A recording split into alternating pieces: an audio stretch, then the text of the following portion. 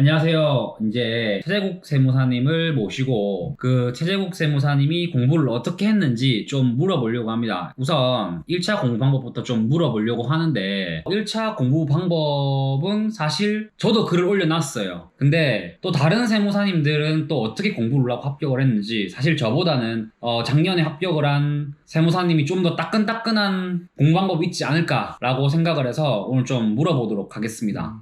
선생님 공부를 어떻게 하셨나요? 저는 최대한 가볍게 하려고 했어요. 그러니까 가볍게? 책도 여러 개 안 보려고 했고 한 것만 보려고 했고 그리고 이제 성유신 세무사님 유튜브 보면서 공부했던 부분도 있고 그래서 이제 뭐 1차 같은 경우에는 저는 1년을 넘게 1차만 준비를 했었는데 그래서 각 과목별로 말씀을 드리면은 이제 제목에 일단은 그러면 첫 번째로 제가 좀 물어볼게요. 네.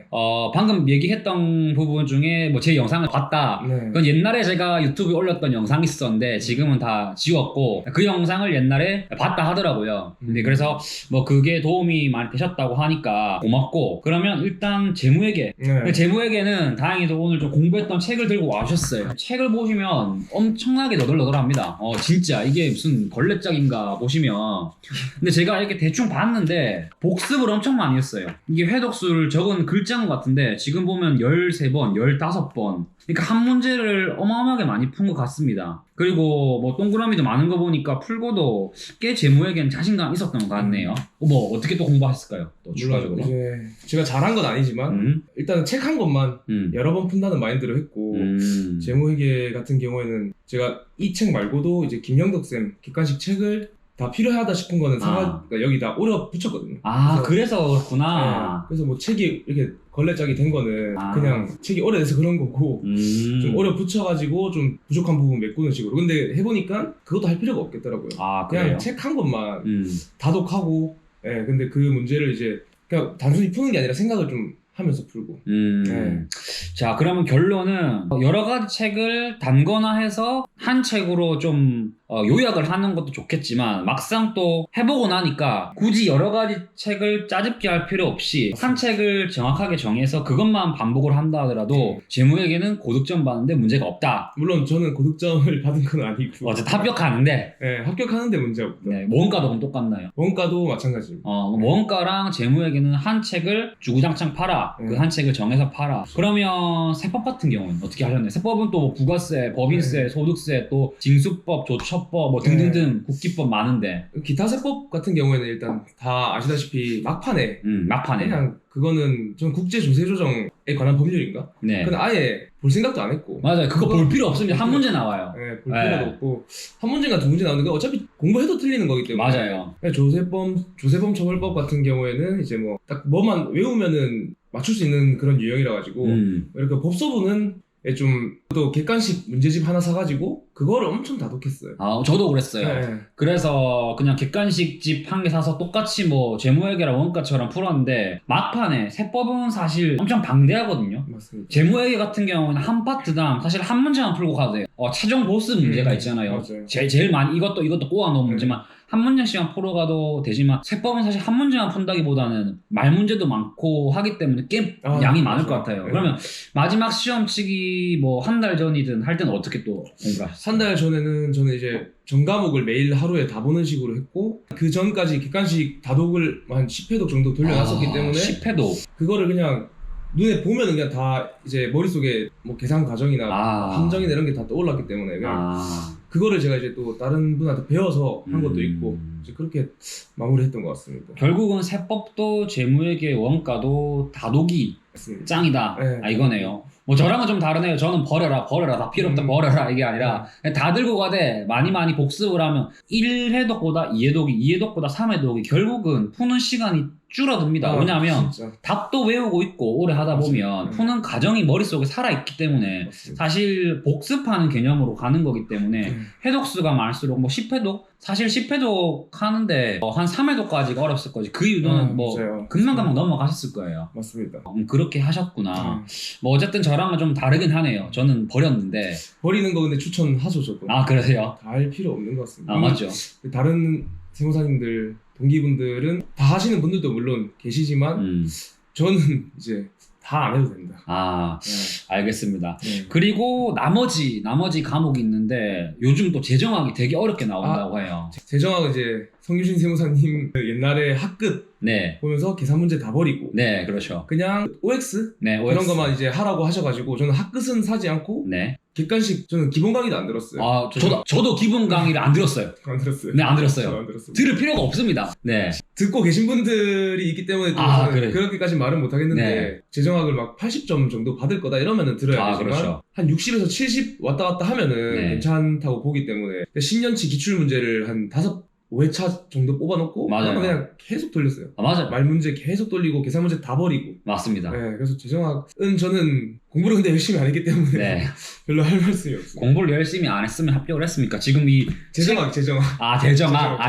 저도 재정학을 못해서 사실 말해서 뭐 큰 고득점 받지는 못했지만 저는 계산 문제를 포기하는 대신 세법에 좀 더 공부를 해서 세법을 좀 더 풀자. 세법에서도 꽈락 날 가능성이 크니까 라고 했었거든요. 세법이 가장 꽈락이 많기 때문에 또. 그럼 어쨌든 결론은 굳이 시간이 없는데 기본 강의 듣지 말고 만약에 시간이 되신다면 객관식 강의 위주로 좀 공부를 하시고 그리고 기출문제 위주로 푸시면 좋다.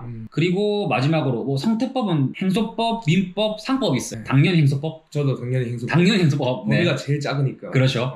그래서 행소법은 몇 점 정도 나오셨을까요? 제가 85점 받았는데 저도 85점입니다. 진짜요? 네. 그래서 딱 한 문제를 합격했습니다. 한 문제 더 넘어가서 합격을 했었어요. 맞다. 행소법 같은 경우는 그냥 기출 문제. 딴 거 할 필요 아예 없고. 맞죠. 저 같은 경우는 정인국 선생님. 정인국. 그냥 그거 뒤에 앞글자 두 문자 그렇죠. 따가지고 뭐 기억나는 게 뭐 몇 개 있긴 한데 어쨌든 그렇게 공부하고 조문 많이 읽고 맞아요. 조문만 해도 사실 반 이상 점수 받을 수 있는 게 행소법이라서 사실 요즘에 누가 민법하고 사실 상법합니까? 상법이야 회계사 하시던 분들이 하는 거니까 굳이 어려운 거 하시지 마시고 무조건 행소법 하십시오. 행소법 다 80점 이상 나옵니다. 그리고 공부 시간도 행소법이 판례가 많이 나온다고 하더라고요. 판례가 생겼어요? 네, 판례가 많이 나온다고 하더라고요. 옛날에 한 1, 2년 전만 해도 2년 전까지만 해도 좀 조문 중심으로 나왔는데 요새 또 판례가 좀 나온다고 해가지고. 그래요? 네. 근데 뭐 그래봤자 몇 문제겠습니까? 그 틀리고 나머지 문제 다 맞으시면 되니까 공부를 효율적으로 좀 하자. 그렇게 좀 보시면 될 것 같고 결국은 재무회계, 세법, 원가 그리고 또 뭐 있냐? 재정학 그리고 행소법 다 기출문제로 반복이 답이다. 이 말씀이시네요. 저는 버려라, 이쪽은 반복. 저도 근데 반복은 많이 했어요. 반복이 답인 것 같고, 왜냐면 뭐 사실 세법이 휘발성이 강하다 하지만 모든 과목이 다 휘발성이 강합니다. 그래서 저는 이 말이 아주 좋았던 것 같아요. 하루에 모든 과목을 다 봤다.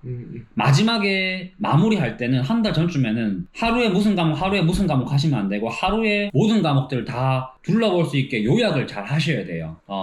그리고 일단은 공부법은 넘어가고 또 제가 한 가지 궁금한 게 있는데 아까 뭐 대충 얘기를 나눴었어요. 뭐 체육학과 쪽으로 체육 쪽으로 어릴 때 하시다가 갑자기 뒤늦게 공부를 하셨는데 갑자기 세무사랑 공부는 왜 하시게 됐을까요? 계기가 있을까요? 제 어릴 적 같은 동네 살던 형이 24살에 그때 세무사 동체 합격을 했다는 소식을 들었고요.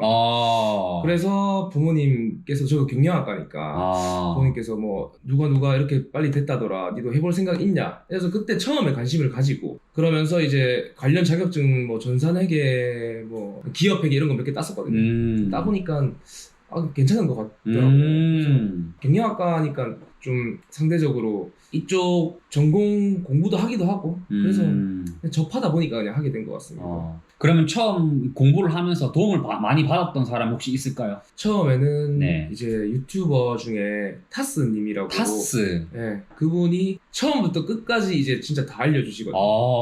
그러니까 책도 한 권만 봐라. 그다음 전과목 다 하되 뭐 전범위를 다 보되 부분 버릴 거는 괜찮다 뭐 이런 식으로 그래서 뭐 타스님 타스님 뭐 저랑은 반대로 또 다른 사람이 뭐 이런 공부 방법을 알려주시는 분이 있나 봐요. 저랑은 조금 다르니까 저는 사무실을 찾아가서 실제 필드에 있는 세무사님을 만나는 부분이고 어쨌든 타스라는 부분이 또 유튜버가 있다고 하니까 그쪽도 좀 공부하시는 분들은 참고하시면 좋을 것 같습니다. 세무사로서 앞으로 나아가야 되는데 자기 포부? 이런 거 한번 얘기할 수 있을까요? 포부요? 포부가 너무 커가지고 문제인데 저는 돈을 많이 벌고 싶고요. 돈 많이 벌면 네, 좋죠. 돈 많이 벌어서 제 법인도 차리고 싶고 법인. 네, 대표도 하고 싶고 네. 네, 물론 차리자마자 대표가 되겠지만 그렇죠. 그 네. 법인 밑에 제가 들어가고 싶네요. 네. 지금 보고 계시는 수험생들도 지금 느끼셔야 될 거는 여러분도 합격하면 이런 좋은 상상들을 할 수가 있어요. 그러니까 힘들다 하더라도 조금만 더 힘내시고 최재국 세무사님이랑 다음 편에는 2차 공부법을 좀 설명을 드리려고 합니다. 또 지금까지 영상 봐주셔서 감사하고 2차 영상에서 뵙도록 하겠습니다.